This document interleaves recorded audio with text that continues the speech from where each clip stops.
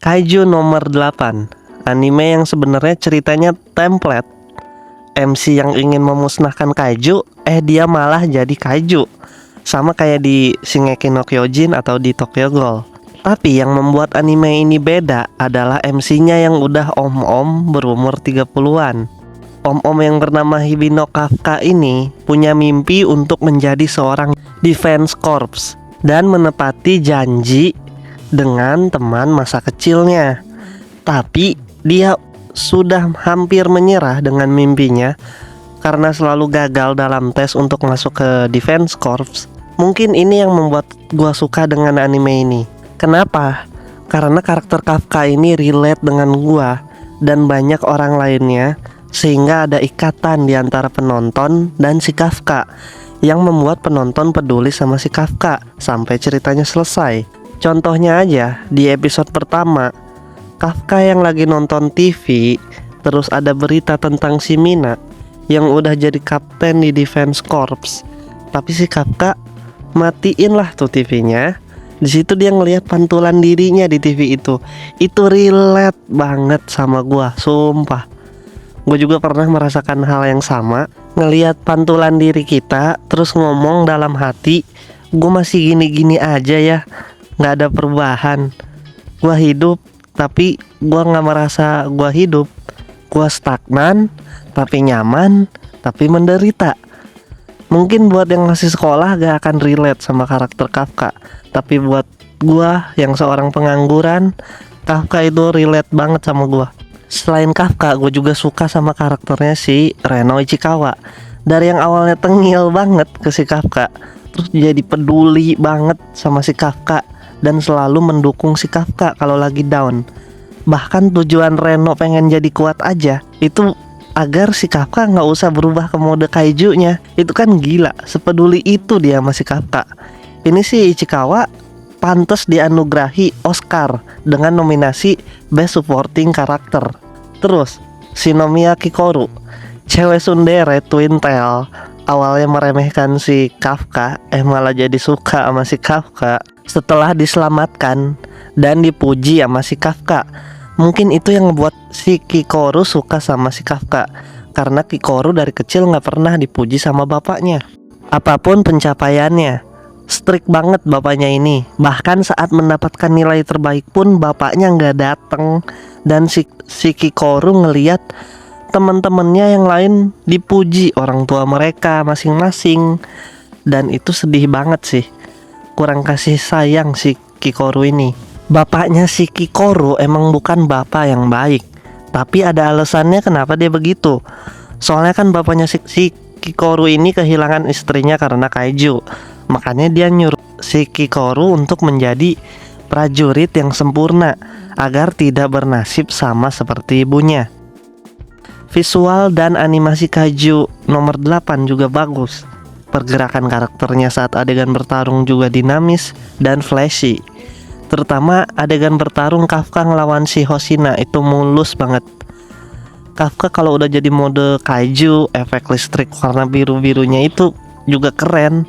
Dan yang menurut gue paling keren adalah visual openingnya. Itu keren parah sih, gila. Itu apaan dah, visual openingnya gak ngotak. Ngomongin soal opening, lagu opening dan ending anime ini juga enak banget. Walaupun bukan lagu berbahasa Jepang, tapi gak masalah menurut gua. Gua juga suka sama komedi di anime ini.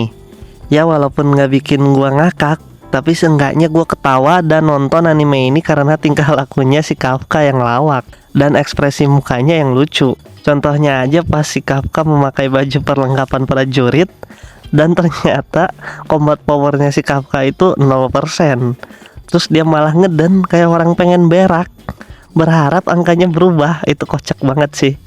Si Hoshina juga selalu ketawa ngeliat tingkahnya si Kafka.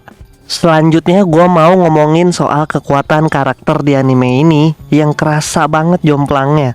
Misalnya aja si Mina sama si Hoshina yang combat powernya cuma beda beberapa persen aja bisa sejomplang itu.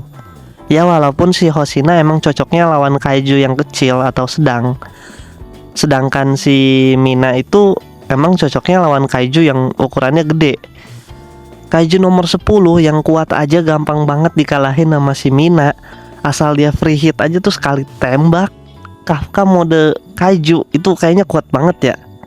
Kayak gampang banget gitu dia ngalahin kaiju-kaiju kuat. Kaiju nomor 9 aja gak bisa apa-apa lawan dia. Ngomongin soal kaiju nomor 9 ini kaiju asli dah, pinter banget. Dan mungkin kedepannya bakalan menjadi ancaman paling menakutkan karena kepintarannya itu, kecerdasannya itu. Di episode terakhir aja dia udah paham tingkat kecerdasan manusia tuh kayak apa. Bahkan dia udah tahu gimana tatanan markas Defense Corps. Dan gue penasaran dia teleponan sama siapa sih? Apakah kaiju punya organisasi juga? Terus dari mana asal-usul kecerdasan si kaiju nomor 9 ini? Atau kenapa kaiju nomor 8, kaiju yang merasuki tubuh si Kafka, dari yang gue lihat dia ini kayaknya benci banget sama kaiju dan kayak punya misi untuk memusnahkan kaiju.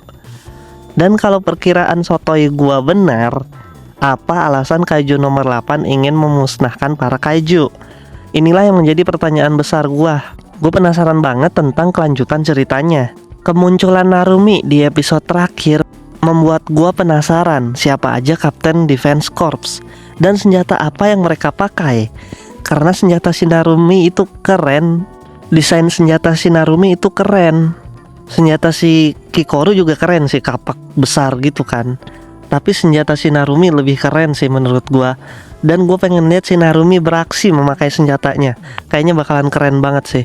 Gue kesel banget sih sama petinggi-petinggi Defense Corps yang kayak mandang rendah banget orang-orang yang berada di bawahnya. Si Kafka pun pengen dieksekusi sama mereka. Ya gue ngerti sih alasannya, karena itu beresiko. Tapi kan si Kafka udah ngebuktiin kalau dia bisa mengendalikan kekuatan kaijunya. Walaupun itu susah, tapi tetap aja pengen dieksekusi. Padahal si Kafka itu berguna banget. Soalnya dia punya banyak pengetahuan soal kaiju. Dan kalau gak ada dia, divisi 3 itu udah jadi debu.